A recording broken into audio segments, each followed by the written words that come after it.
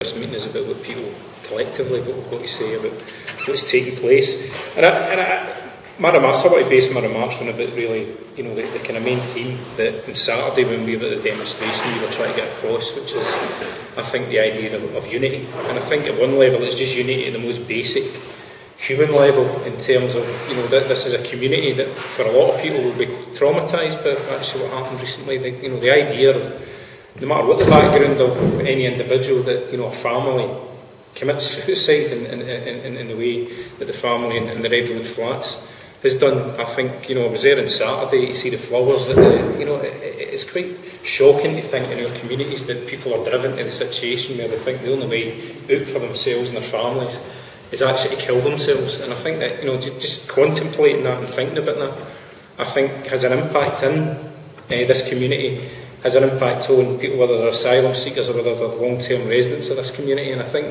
that kind of basic unity in terms of, human beings and how we react to those kind of horrors being visited on people was something that was, I think, marked on Saturday. It's been marked in relation to the response to that particular case, and highlighted really some of the horrific situation that people who find themselves in when, after all, other tragedies seek asylum in this country, because asylum seeker has come in the media and when used by mainstream politicians is often used almost as a dirty word, as a term of abuse, as something that's bad, that's negative. And yet, if you actually think of the meaning of the word asylum seeker, it's somebody seeking asylum. It's somebody who finds, because of the situation they find themselves in their particular country, that they have to go, they have to flee, they have to move somewhere else.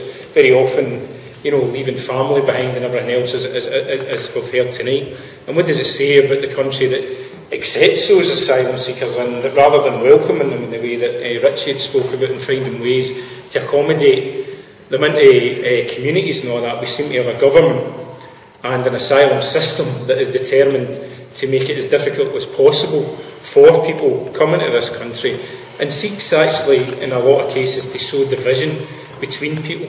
And, to set groups of people one against the other and suggest that people seeking asylum are somehow, the root of problems, deep-seated problems in the communities that they're coming in. I think that the starting point for the Scottish Socialist Party is that we have long been involved, in some cases very directly. I mean, we had MSPs in Glasgow, and very directly people were involved in trying to assist asylum seekers in the cases that they found themselves in.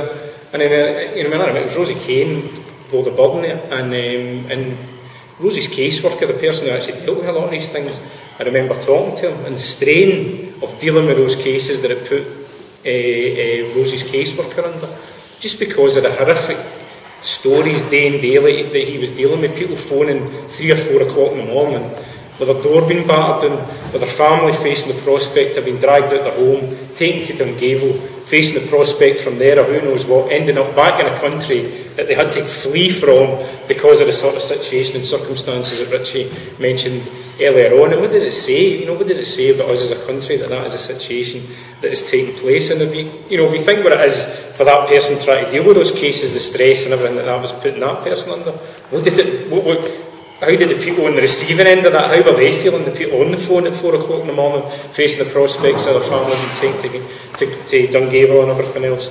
And, and obviously the Scottish Socialist Party therefore completely condemns, the situation that drives people into taking the actions that we saw in this community a couple of weeks ago. First and foremost, we would call for a public inquiry into these events to find out, what role did the asylum system play in this particular unfortunate circumstances. I mean, clearly, we've saw the Home Office, I think, play quite an invidious game in relation to some of the stuff that's been leaked to the press about the individual's circumstances, and I'm not going to get into that, and I'm not going to comment on that.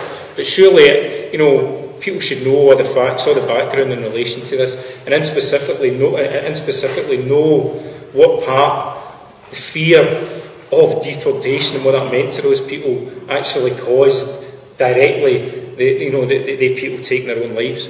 Because it does, I think, it's lifted the lid in a sense. And for once, actually, at the weekend, at least in some of the papers, we actually, the lid being lifted on the kind of situation and circumstances that people actually are living in. It was You know, on Saturday there was actually pressmen there unusually talking to people, because normally when the press come to places like this, they don't actually talk to anybody. Here they talk to politicians, they talk to others, they don't actually talk to people and hear their stories. And it was interesting in some of the papers, hearing the stories of people, of what it was like to live under that fear of at any time you could be, you know, taken to Dungavel, deported, anything else. You know, your whole situation could be turned upside down, and you could face, you know, the trauma going back to a country that you had to flee from, and very often in terror. And obviously all the psychological and other issues and damage that does to individual human beings is something that is, you know, this horrific case, you know, it's taking that to highlight just what is actually taking place and what is taking, you know, and what that is causing. And it's hardly surprising, as I say, not only you talk about people living in fear about deportation, about Dungavel and everything else, we're talking about people who are driven into a situation of extreme, you know, economic hardship. I mean, I'll go into a minute about economic hardship as something that's, you know, it's sadly a feature, you know, affecting everybody in communities like the north east of Glasgow, but specifically if you're a, you know, asylum seeker, then you're dumped into some of the worst housing in Glasgow, if not in Britain, if not indeed in Western Europe. The Red Road flats are ultimately due for demolition. And you know, and obviously Glasgow City Council is taking the money and housed asylum seekers in there over the last number of years.